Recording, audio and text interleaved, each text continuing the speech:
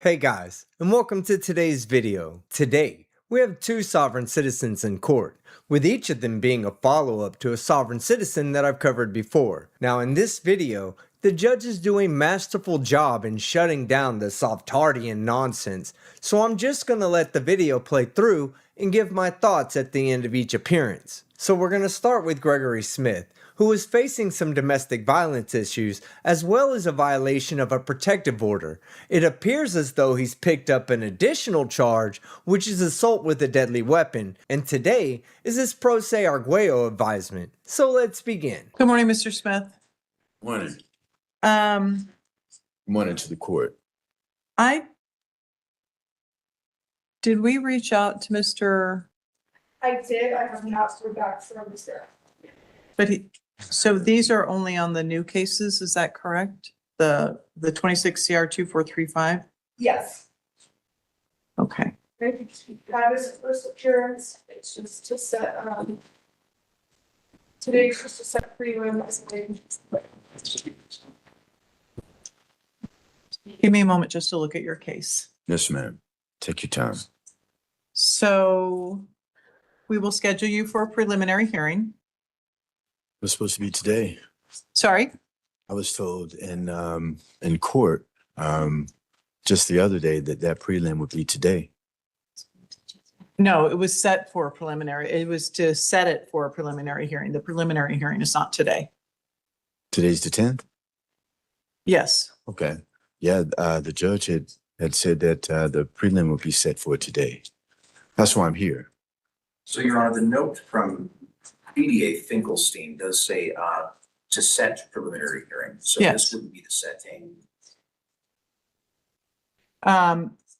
The information from the minute order from Judge Brady was that this case was to be sent to Division 12 for an arguello advisement. So that's your right to represent yourself. We'll do that in a moment.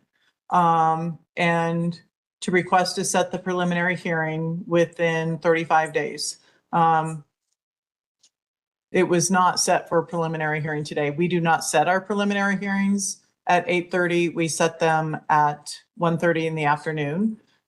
So this was to advise you as to your right to represent yourself, which I will do in a moment, and to schedule to set the preliminary hearing at the next court date. So we're going to be setting for preliminary hearing today. Okay.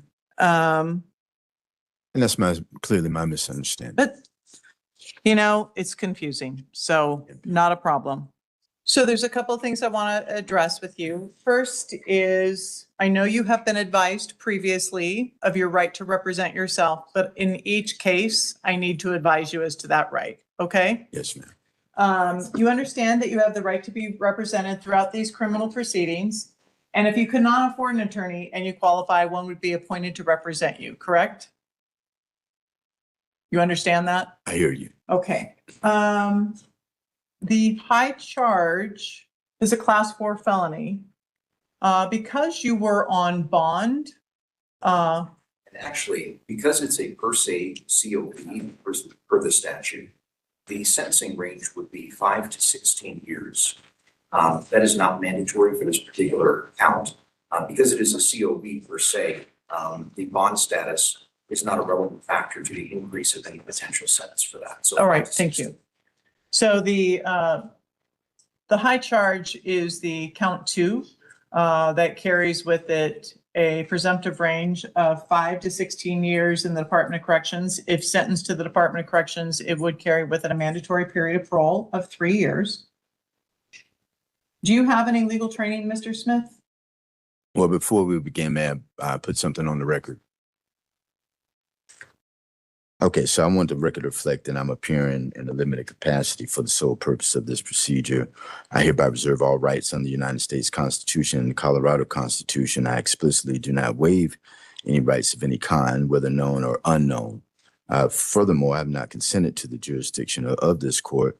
I'm appearing under compulsion of process to ensure that my constitutional protection is against warrantless seizures and lack of due process or appeal. Okay. Do you have any legal training? Let me ask you this. Do you have any formal legal training? I I think I may need to object. I don't understand any of this. Okay. Okay, However, I'm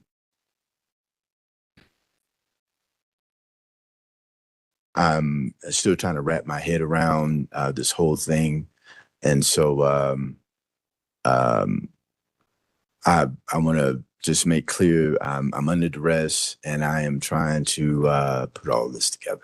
all right. Okay. Well, so one of the things that I need to do, that I'm required to do by Colorado case law, Mhm. is advise you as to your right to represent yourself.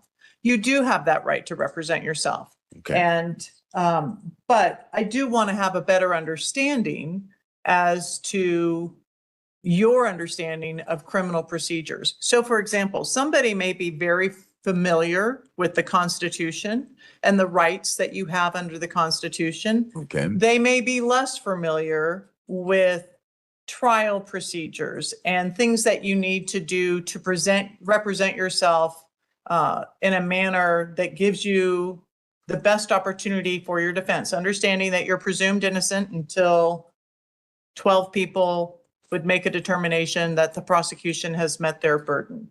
So that's why I'm asking these questions. I'm not trying to necessarily get into your personal life or what your actual beliefs are. I'm just trying to find out where your education is in terms of, that's why I said, do you have any formal legal training? Right. Like, And I guess where I'm at as far as this whole procedure is concerned, I understand your role in part, and me gaining better insight about my role in part. It's my understanding that there's some things that have to be proven on the record prior to being to proceed to any trial or anything. My understanding is that the DDA and the people have to prove jurisdiction before moving forward towards any trial. This is before any plea deals can be made or rendered as well. so I did see the motions that you filed, Okay, and I can just kind of address those right now. We'll get back to the advisement. sure. So, quo warranto, that is basically establishing who has authority to bring these charges against you. Under Colorado Revised Statute 16-5-205 and Criminal Rule of Procedure 7, the district attorney has been authorized by the Constitution and ultimately the legislature to file these charges against you. Subject matter jurisdiction basically is Colorado Revised Statute 18-1-201. Basically, any crime that is alleged to have been committed in the state of Colorado grants the state of Colorado subject matter jurisdiction.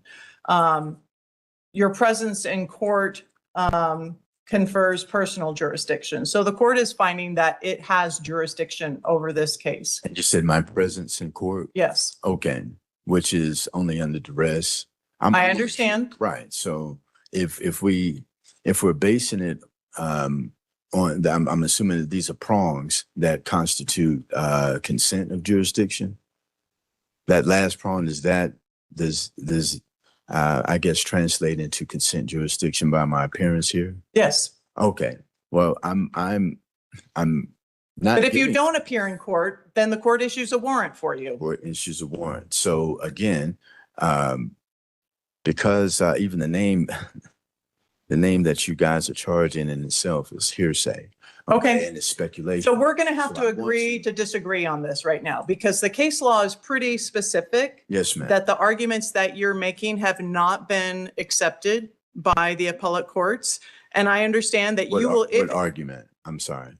that basically by that, possibly the court doesn't have jurisdiction over you or that. I'm asking the court to prove that it has jurisdiction over me as a. Well, a charge has been filed in the state of Colorado. Okay.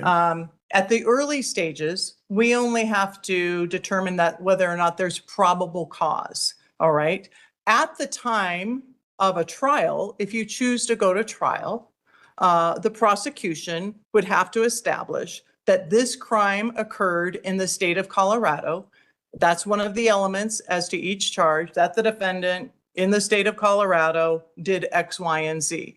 Then the jury would have to decide, yes, that the prosecution has met their burden of proof, that this crime that is alleged to have occurred actually did occur in the state of Colorado. So that's when it gets proven. At this stage, we're just operating off of probable cause. We're not operating off of proof beyond a reasonable doubt.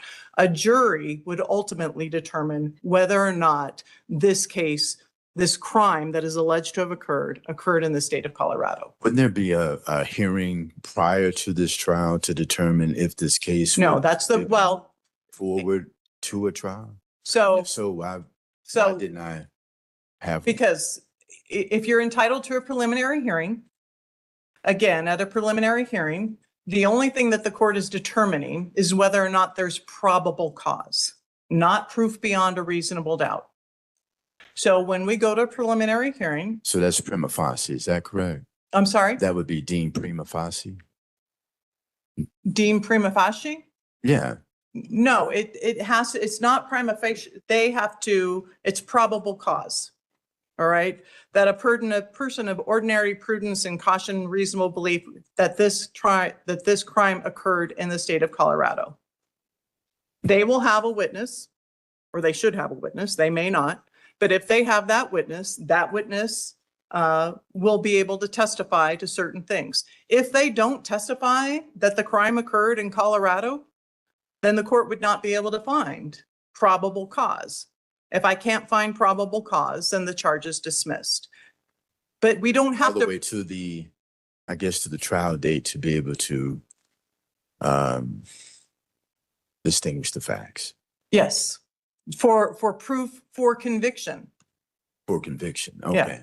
Okay. Do you contend then the jurisdiction has been proven already? That What I am saying is that a judicial officer has already determined that there is probable cause. I'm not saying it's been proven beyond a reasonable doubt. You keep using the phrase proven.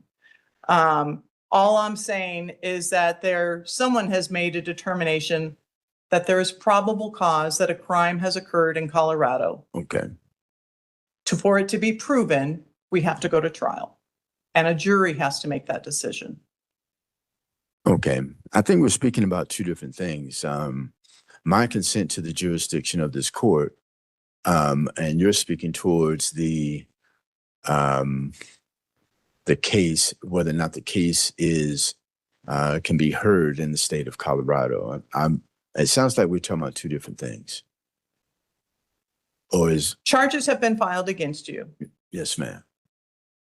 Some officer, judicial officer, other than myself, has made a determination that there's probable cause to go forward with those charges. At the preliminary hearing, I will again make a determination as to whether or not there's probable cause to go forward with the felony charges, not with the misdemeanors. If I determine that there's probable cause, then the matter is bound over and gets set for trial. If I don't determine that there's probable cause, then the charges get dismissed. Okay. Okay? You had also raised something about habeas corpus writ. That's not really applicable here because you are not currently being detained. It was during my detainment that it was written and submitted. Okay. And then you had also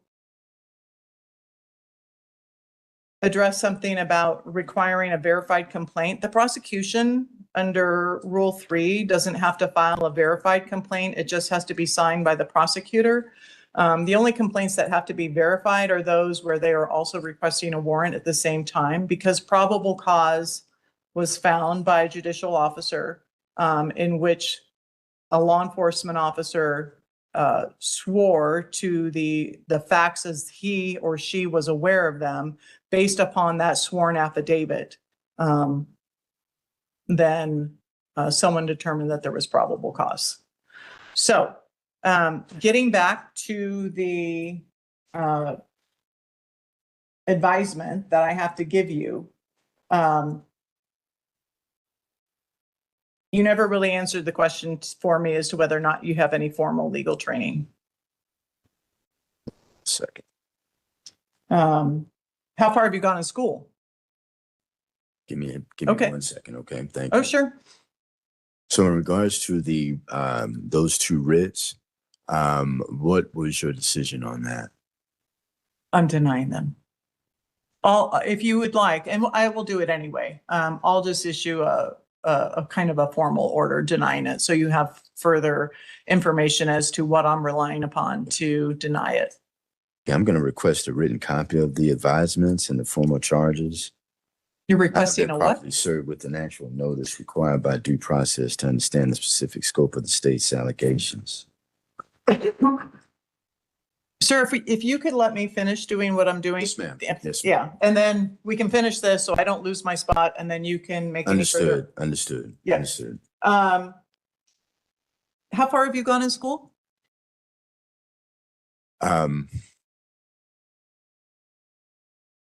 I have so many questions. Can you proceed without me answering? Not really. And the reason being is I need to know if you representing yourself is presenting a great detriment to your defense. And this isn't under oath or anything. I'm just trying to make sure that you are fully understanding the consequences of you choosing to represent yourself as opposed to having an attorney represent you. Some of the arguments that you have raised either in your motions or in court, and I don't say argument as meaning you're arguing with me, just your positions. I'll say some of your positions have been raised by other individuals before, and generally similar arguments that have been raised have not been adopted by the appellate courts here.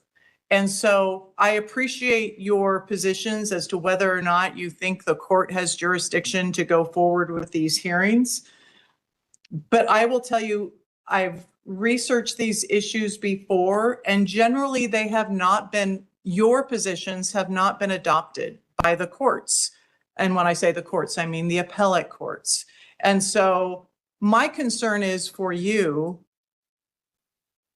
that you may be relying on things on the internet or other things that people have told you that have not been accepted by the courts, and that may work to your detriment. What can you tell me what things those are? Well, if you're talking about, I haven't consented to jurisdiction, you have been charged with a crime in the state of Colorado. We're going to go forward with that until either if the district attorney chooses to dismiss a case, or we take the matter to trial, or you accept a plea. So for you continuing to say, well, I'm raising jurisdiction, I don't believe that I've consented to jurisdiction, and I'm not sure the state has jurisdiction. I'm not sure that the district attorney has authority to file these charges against me. Those are things that have generally been raised by individuals other than yourself that have not been adopted by the Court of Appeals. And so what I'm really just trying to make sure that you understand that representing yourself in this case can put you at risk of liberty, if I'm being perfectly honest. By you not adequately representing yourself, it could be that a jury may find that you are guilty. And then if you are guilty, as we talked about before, there's a possibility of a lengthy prison sentence. And so I want to make sure that you fully understand, by not relying on an attorney to represent you and simply relying on something that you may have found on the internet, I believe you're putting yourself at risk. Thank you. So I need to go forward with this. If you don't want to answer the questions, that's fine. I'm just going to go ahead and advise you as to what they are. You have not indicated that you have any legal training. You have not indicated to me that how far you have gone in school. Are you under the influence of anything, any drug, medication, alcohol, anything that's affecting your understanding as to what's going forward today? No, ma'am. Okay. Do you want to consult? I have currently 4 public defenders in my courtroom. Do you want to consult with any of them before you make a decision to waive counsel and represent yourself? Okay.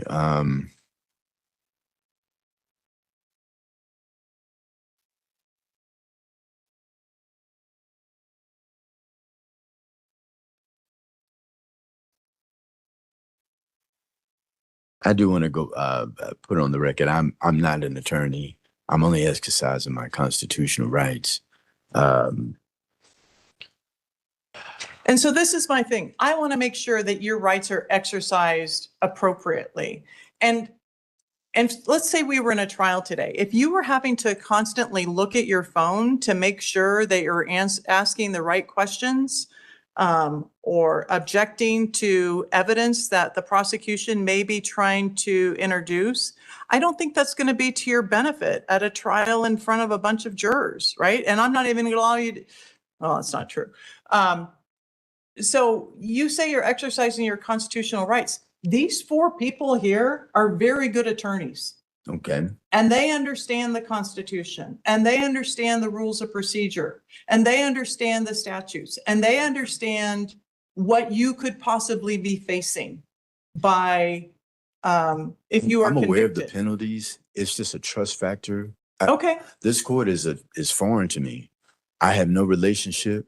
I have no knowing or understanding of anyone here. And so I'm doing my due diligence to gain the best knowledge in order to combat this scenario. And so because of my lack of faith and trust in the judicial system based on my experience, which has been my own personal experience, what's been in the news and so on and so forth, I'm not altogether trusting of the public defender's office with my scenario. And so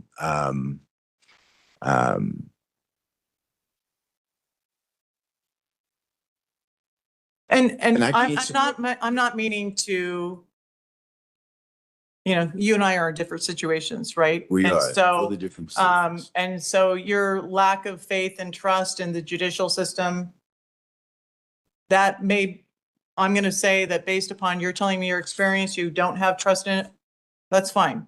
I'm just concerned about the lack of due process and the Well, again, inaccuracies in the state's record against me. okay. We're going to go forward. My assumption is then you do not want to consult with any of these public defenders before you make your decision to waive counsel. Is that correct? I'm sorry, say that again. You do not want to consult with any of the 4 attorneys who are from the public defender's office before you make your decision to waive counsel. Correct. Let's move Okay. forward. Okay.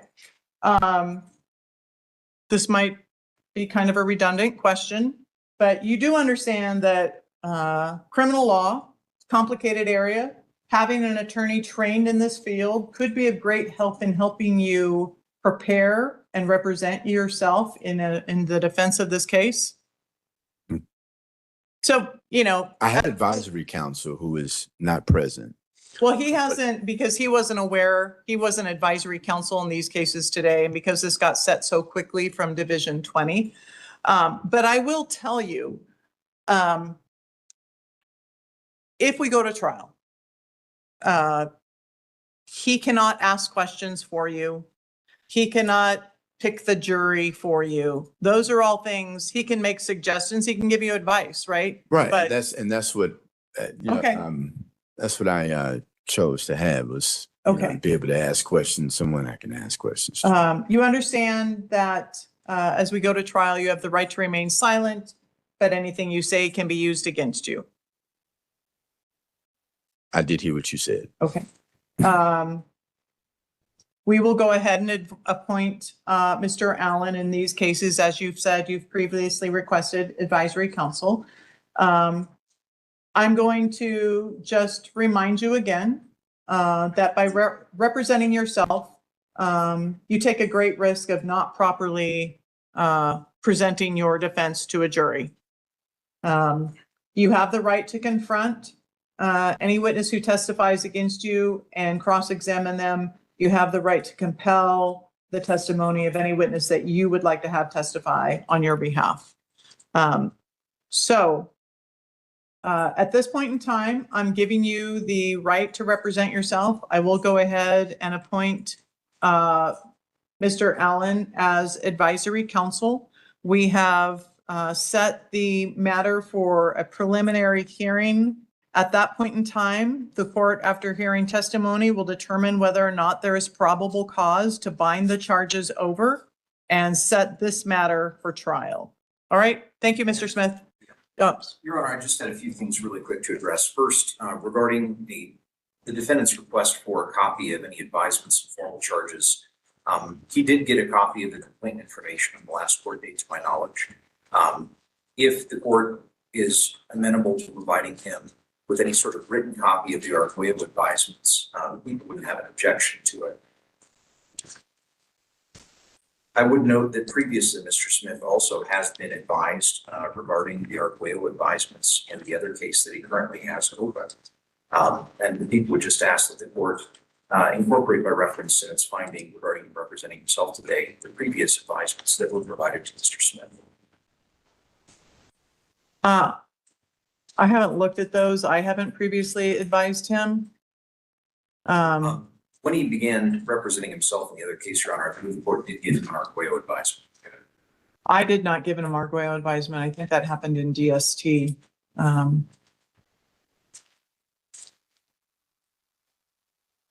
But I will go ahead and print out the Arguello advisement. I just printed it to the.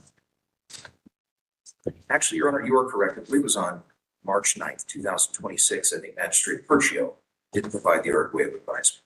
Right. So I'm not going to adopt what she did, but I will note for the record that I advised him today and provide him with a copy. It's a generalized copy of the advisement. It doesn't specifically talk about the possible penalties that could be imposed in this case. And Your Honor, if the court could also, as part of printing that off, just save a copy of what's being provided for Mr. Smith and then upload it to the Register of Actions by means of the clerk. Sure. But again, it is not the specific advisement that I gave. It is only the generalized advisement because it does not include the possible penalties that he was advised of today. That will be for purposes of the record, which is being maintained by the FTR at this point in time. No. You said that was an Archwell advisement? Excuse me? Archwell advisement? So the Arguello advisement is what it's ARGUELLO. That is the advisement regarding the right to represent yourself. Got it. I got it right here. Thank you. All right. All right. Well, Your Honor, regarding the preliminary hearing, since he's out of custody, I believe that the only charge that is eligible for a preliminary hearing is count 2, and that's by virtue of the fact that it is deemed to be a crime of violence. So count 2 would be the prelim eligible count, and the people will be prepared to proceed on that on the next court date. If for some reason, and I'm just saying this for Mr. Smith's benefit, if for some reason there are any witness availability issues that people do need to raise, that's something that we would make the court and Mr. Smith aware of. I do know that we have 35 days following the filing of charges to providing him a preliminary hearing, unless there's good cause shown for continuing beyond that time frame. I would also encourage Mr. Smith to reach out to the DA's office as he did previously in the other case in order to obtain discovery. We're happy to provide that. Mr. Smith, I know you have my email and contact information. If you need to reach me and you have any questions about the discovery process, please feel free to give me an email. I endeavor to be responsive. I sure will. In lieu of this, what transpired, we had corresponded right before that happened. So I'm clearly out and I'll follow back up with you. Very good. And I appreciate our communication, sir. I do too as well. all right. Thank you, sir. You too. Take care, Mr. Smith. Alright, so that's the end of that hearing. And I love how the judge pointed out that the bad information that he's reading off his phone is probably gonna land him in prison for some significant time, which is always something I say about these asshats. I also love how he struggled to answer the question regarding his previous education. I guess there's no easy way to convey that your education level can best be described as some third grade. Now we're going to head to our next appearance, which is a follow-up on the Brenda Troutman case. It turns out that either while she was in prison or when she went to visit someone in prison, she picked up some charges since all the witnesses that will be used against her are Department of Correction employees. Today is her motions hearing, and it's definitely not going to go the way that she thought it would. Did the people have any additional motions, Mr. Bullock? Judge, I asked the court to observe that we have a scheduling conflict. There are 2 jury trials currently scheduled for this division on July 21st. There's the Miss Martinez's matter as well as Miss Troutman's. The speedy trial in this case does not run until August 18th. It would be my request that we schedule the matter, reschedule the trial to time within that speedy trial time. What's your position with respect to that request, Ms. Troutman? Well, the position with respect to that particular request Yes. of rescheduling the jury trial, Yes. I can, I don't have a problem with rescheduling it out, as long as it doesn't conflict with my schedule. Okay. But there's also some elements I think that are missing from the case. There was no affidavit from a known victim with injury in fact. All right. So what I'm going to allow you to do, I'm dealing with the people's issues, and then I'll let you state your issues as well. Okay. Sure. So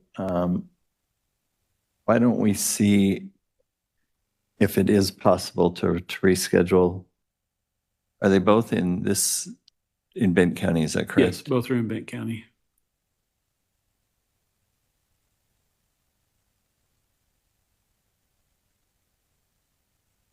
Why did you think that?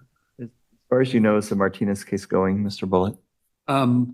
Judge, we were ready for jury selections last time. I've heard no communication from Mr. Gutierrez. All right.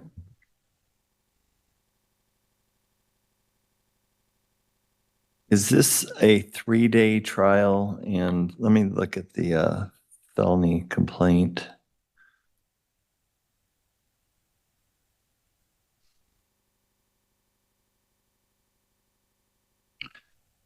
Four counts, all occurring on the same date. A number of witnesses, I imagine a number of those witnesses are Department of Corrections inmates who are not going to be called. Is that correct? That's correct, Judge. I would anticipate that 5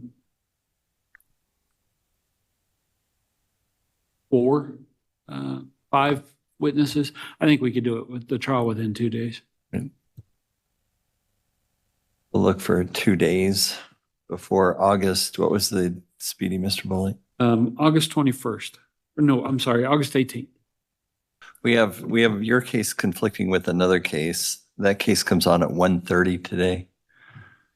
I traveled to be here today, so my intentions were to travel. Your intentions are what? Were to travel back. It already takes up a very large portion of my day. Okay. Wednesday through Friday is kind of business days. Your busier days.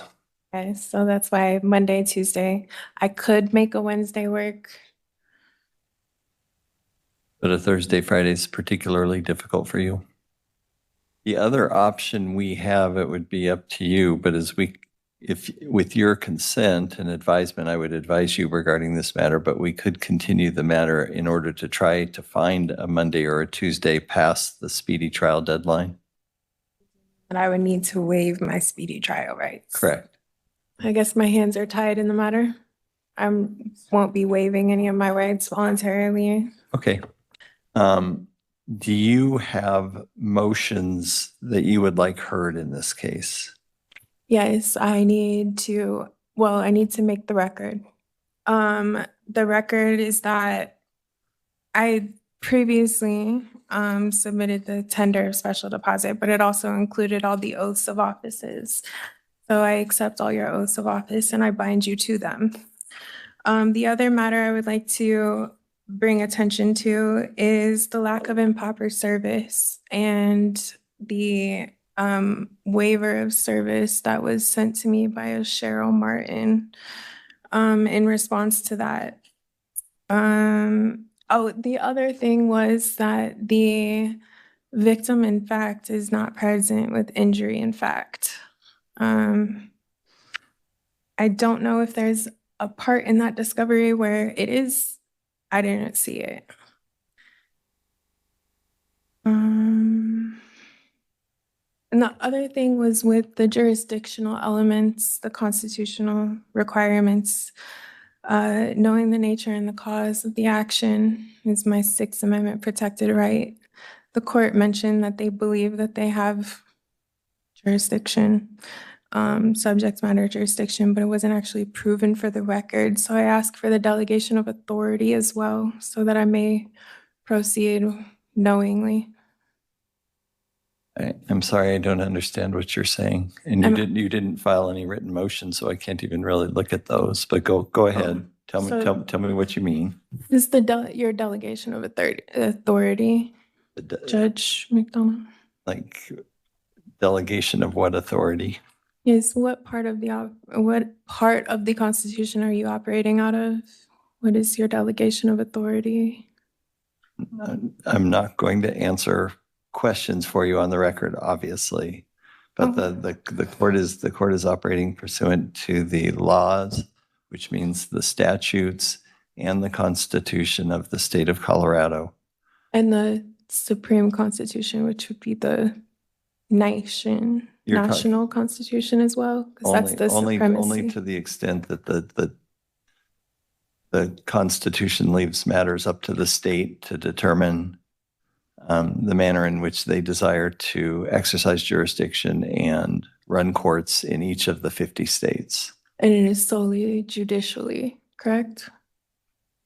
No, it's legislatively and constitutionally.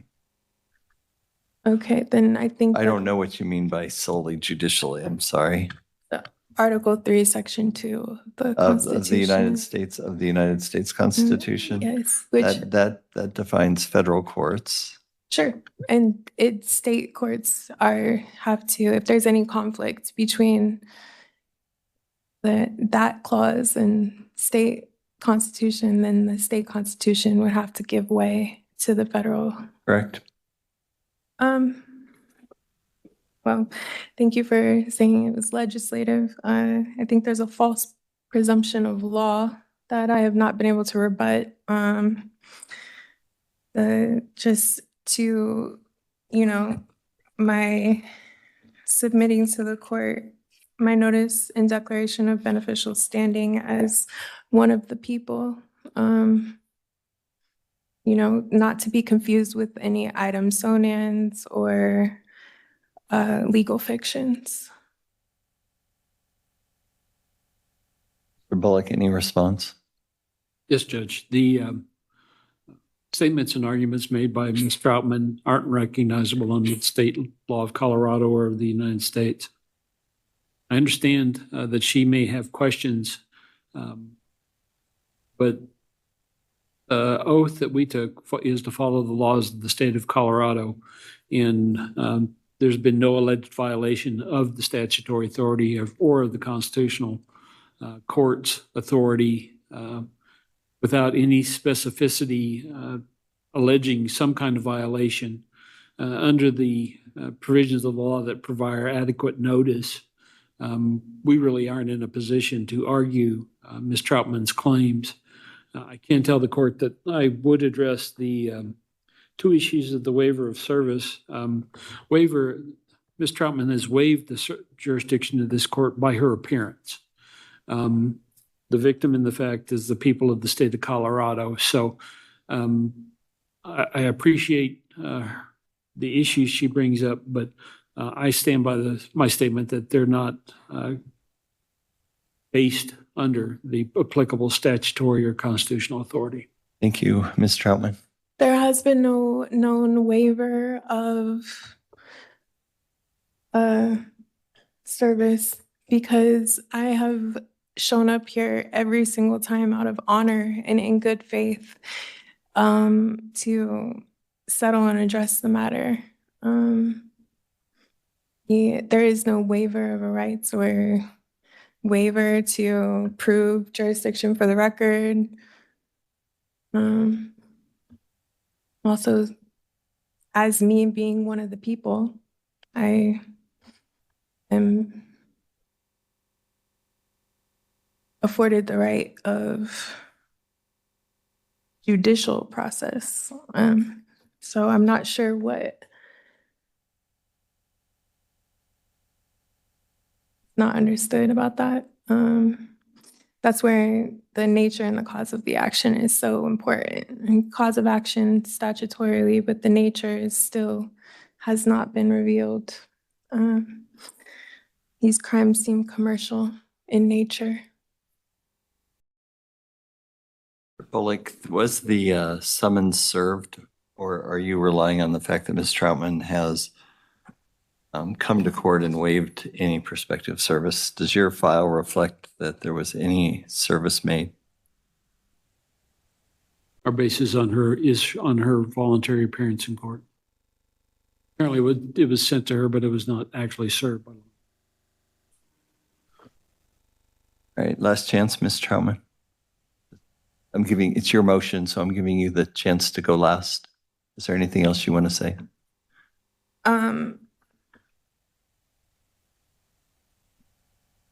That I object to them solely basing their service off of my appearance made out of good faith and in honor.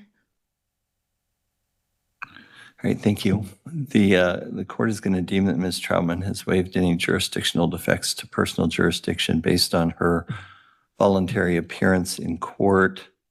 Voluntarily, but under duress and threat and coercion of bodily harm via the warrant that would be issued and resulting assault and battery and kidnapping that would ensue should I not appear.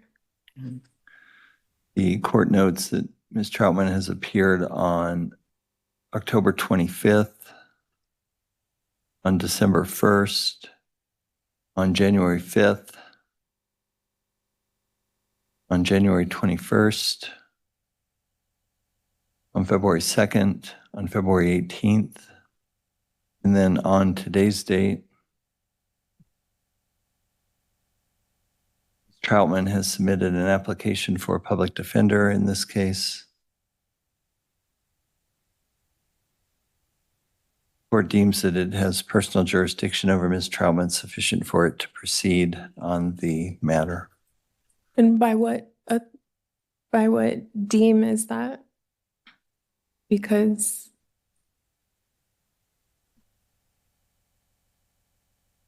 By what deem? yeah, like what do you deem the court's personal jurisdiction on? Your voluntary appearance in this court on numerous occasions. My voluntary appearance that isn't voluntary, but it's under threat, duress, and coercion.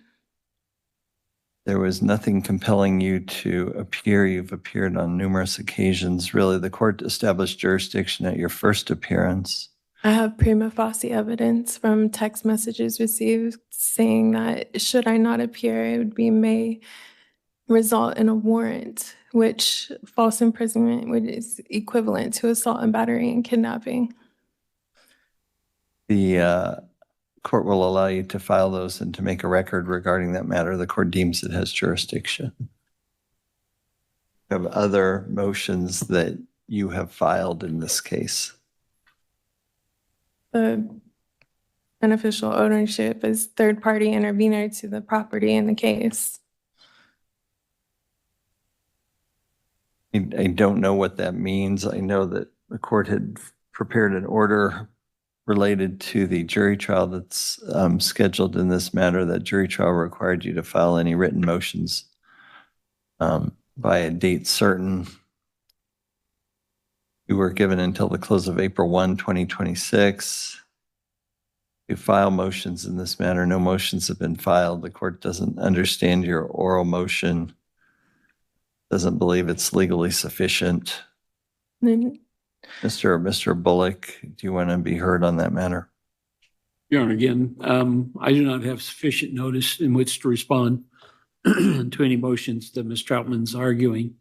I can tell the court that her statements are not recognized as any particular defense recognized by Colorado law. Till I have legal analysis as to what her claim is, I'm really in no position to go forward.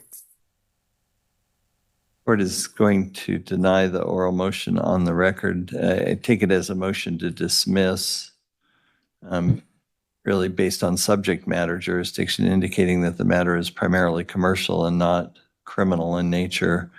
However, the people have initiated this by the filing of a summons and complaint. That complaint does set forth several charges against Ms. Troutman under the criminal laws of the state of Colorado, and that's how the court will proceed in this matter. Are there additional matters that you want to bring before the court's attention? for the record, I would like to give notice that there are rights, titles, and security interests that are obviously uncognizant to this court. So the court will allow the record to stand in the terms of Ms. Troutman's position that there are right, titles, and other interests not subject to the cognition of this court. The court is going to include the motions hearing set for today. The matter was also set for pretrial readiness conference. Mr. Bullock, are the people prepared? We are for both dates. Have you had contact with any victims or witnesses in this case? Your Honor, all of the witnesses are correctional officers or forensic scientists with the Colorado Bureau of Investigation. All of our witnesses for the trial are under subpoena. They're prepared to proceed. Thank you. Ms. Troutman, are you prepared to proceed to trial on this matter?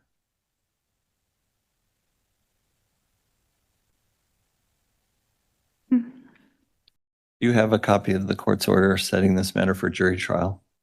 I do. I am getting the copy of the file from the clerk. You're going to want to be aware of that particular order, as it will control the proceedings. In the jury selection? The jury selection as the matter goes to trial, okay? Mm. There's some matters of jury selection that you'll discuss with the trial judge on the morning of trial. Who will be the trial judge?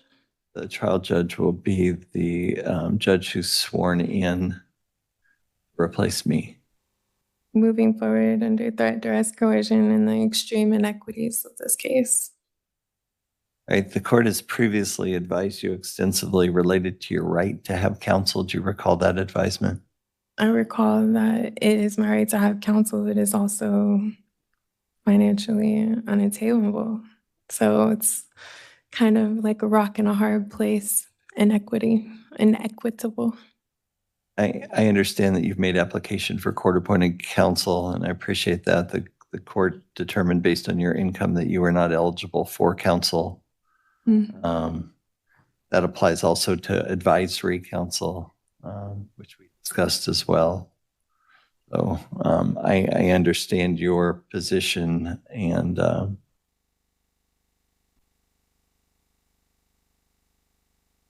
and I have a right to also represent myself, but if the court is not operating under the common law and it's purely legislative, then how is that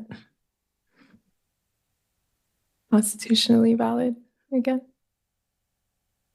I don't understand the question. I'm sorry, Ms. Trump. Okay.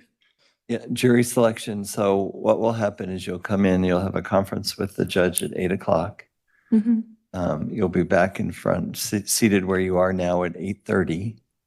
At 8:30, the court will start the process of, or about, depending on how long it takes to check in the jury, the court will begin the process of selecting a jury. And where are the rules regarding this jury selection? Colorado Rules of Criminal Procedure and the statutes of the state of Colorado. Both So- court rules and statutes govern jury selection process. Okay. Tentatively, trial will happen on August, should it not be moved to federal court before then. This is my notice to seek redress and continue the matter for constitutional review. Anything else from your standpoint today, Ms. Troutman? All rights are reserved, cognizable and unrecognizable to this court. Thank you. Court will be in recess on this matter. Okay, so that's the end of the video. Of the two morons that we covered today, I'm not sure which one has made the bigger mistake deciding to represent themselves. Also, I heard the judge reference some previous appearances, so I'm going to be going through my archives to see if there's anything of note in those hearings, and if there are, then you'll be getting an out-of-sequence update on her case. And one last thing. Both of these Dick Flutes have upcoming appearances, so both of them will be getting updates in the near future. So if you liked the video, hit the like button. If you disliked it, hit the dislike. But don't forget to leave a comment below and subscribe with notifications on so you don't miss any of my content. I'm Team Skeptic, and I'm